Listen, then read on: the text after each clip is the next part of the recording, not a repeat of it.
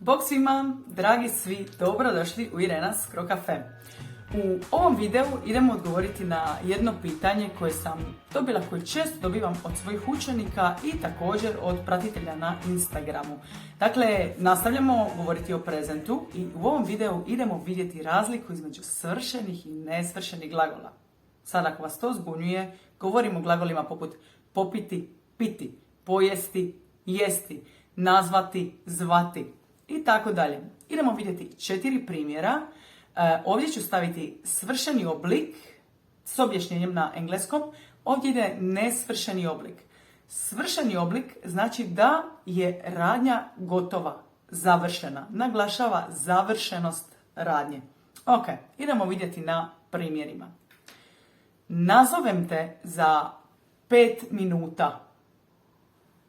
Zovem te cijeli dan. Popijem jednu kavu svaki dan. Pijem jednu kavu na dan. Pojedem doručak svako jutro. Jedem doručak ujutro. I zadnja. Pročitam jednu knjigu svaki mjesec.